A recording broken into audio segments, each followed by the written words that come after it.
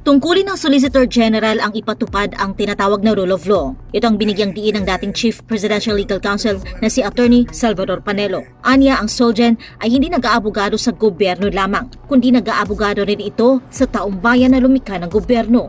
Isinalaysay din ni Panelo na mayroong pagkakataon na ang SOLGEN ay hindi pinagtatanggol ang posisyon ng gobyerno kapag mali. Bilang isang halimbawa, binanggit ni Panelo yung panahon ng yumaong dating Solicitor General na si Frank Chavez. Noong panahon ni Solicitor General ang nasirang Frank Chavez, he refused to represent the government sapagkat alam niya na mali at pinayagan siya ng Korte Suprema na mali. Marami rin din ng pagkakataon sa mga kaso kriminal. Pag nakikita po ng SOLGEN na tama ang posisyon ng akusado at merong injustice, marami na pong beses na mismong Solicitor General ang nagpapadismiss ng kaso, pumapanik sa akusado. Kaugnay dito, pinuri niya ang naging hakbang ni Solicitor General Menardo Guevara sa gitna ng naging paninindigan nito ngayon na walang jurisdiksyon ang International Criminal Court o ICC sa Pilipinas. Ani Panelo, bilang public servant, naging totoo si Guevara at nagkaroon ng integridad. Lahat ng mga abogado dyan sa SOLGEN, kasama niya yan. Mabuti naman sapagkat yan ang magiging saving grace ng Marcos administration. Merong isang cabinet member na nanindigan. Yan, kaya gayahin. Hindi kagaya ng tagapagsalita. Yun ang mali. Kasi alam niya ng mali, ipinagtatanggol niya. Una na ring nanindigan si Guevara na ang Office of the Solicitor General o OSG ay hindi lamang abogado ng gobyerno kundi tagapagtanggol din ng mga Pilipino. Samantala sa isang pulong balitaan nitong Miyerkules, sinabi ni Palace Press Officer at Presidential Communications Office Undersecretary Claire Castro na hindi pa nakapag-usap sina Pangulong Ferdinand Marcos Jr. at SOLGEN Guevara mula noong maihain ang manifestation and motion sa Korte Suprema. Sa personal kong po pagkakaalam, hindi pa po. Siguro po mamaya pag nagkaroon po ako ng pagkakataon na makausap ang Pangulo, itatanong ko po kung sila po ay nagkaroon na ng pag-uusap after na naglabas po ng manifestation ang SOLGEN. Sa usapin naman kung may plano ang administrasyon na umanib muli ang Pilipinas sa ICC, ang sagot ng Malacanang, pag-rejoin sa ICC, wala pa po ngayon.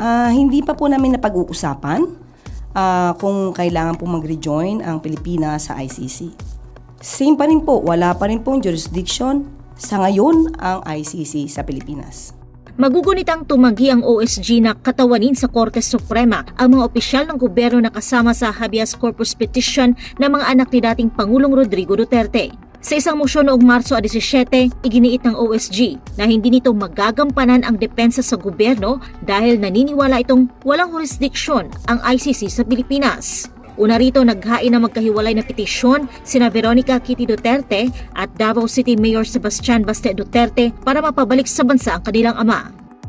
Hiniling ng Department of Justice sa DOJ sa Korte Suprema na ibasura ang pinagsamang habeas corpus petitions ng mga anak ni dating Pangulong Rodrigo Duterte. Matatandaan na dahil sa motion for recusal ng Office of the Solicitor General na punta sa DOJ ang responsibilidad na maging counsel ng gobyerno sa petisyon. Sa inihaing komento ng ehensya, sinabi nitong moot at walang merito ang petisyon dahil hindi na hawak ng gobyerno si dating Pangulong Rodrigo Duterte at nasa kustodiyan na siya ng International Criminal Court o ICC sa Netherlands. Gate pa ng DOJ, nasilbihan ng warrant of arrest si Duterte kaya hindi raw illegal ang naging pag-aresto. Ang Korte Suprema, inatasan naman ang mga petitioner na sumagot sa komento ng DOJ sa loob ng 5 araw. Ayon kay DOJ Secretary Boying Rimulya, naghahanda na sila sa posibleng pagharap nila sa oral argument o pagdinig ng Korte Suprema hinggil sa pag-aresto sa dating Pangulo. We always prepare. We cannot go there unprepared. We have to respect the standing of the Supreme Court. Ikaw mismo mag-appear. Well, if I have to, I will do it. Gate ng kalihim, walang kidnapping na nangyari sa pagdala kay dating Pangulong Duterte sa Netherlands. Walang kidnap dito. Okay. There was no kidnap. It was an executive action to surrender the person with a warrant to the ICC through the Interpol. Ang pahayag ni Rimulya, tinabla naman ng kapwa nitong abogado na si Attorney Salvador Panelo. Matatandaan na base sa kampo ng mga Duterte, hindi nakapagpalabas ng hard copy ng warrant of arrest ang Philippine National Police noong inaresto nila si dating Pangulong Duterte. Hihilain ko yan. Naku, maniwala ka, hihilain ko yan. Makikita rin sa kumalat na video na kulang na lang ay kaladkarin ni PNP Criminal Investigation and Detection Group o CIDG Chief Police Major General Nicolas Torre III ang dating Pangulo para lang maisagay ito sa plano. Ang warrant of arrest, illegal.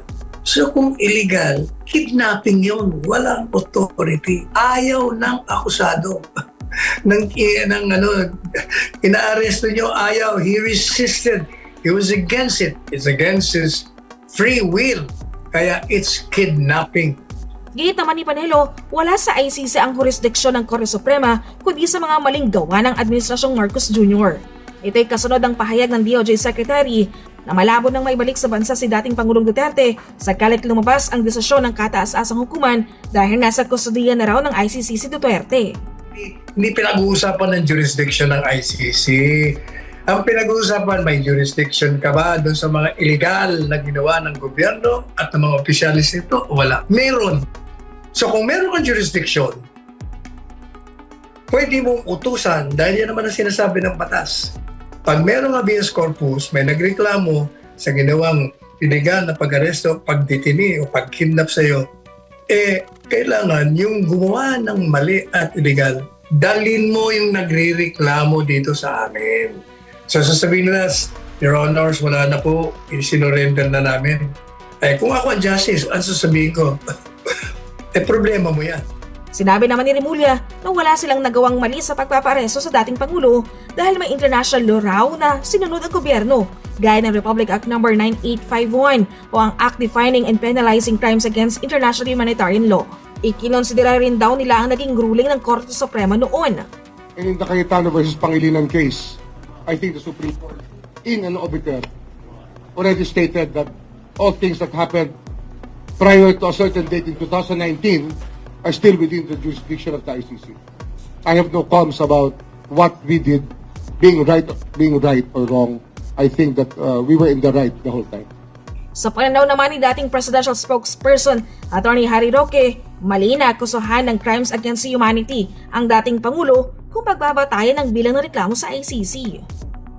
Akala ko ba libo-libo ang sinasabi nilang pinatay kaya naging crimes against humanity? Nagulat na lang ako na 43 ang sinasabi nila. No? Nasaan yung libo-libong sinasabi nila? No? At paulit-ulit naman nilang sinasabi yan na pinapatay daw ng Pangulo, di umano ang libo-libong tao. Pero nung binasa naman yung akusasyon kay Presidente, ang binanggit 43. Over a period of 8 years. No?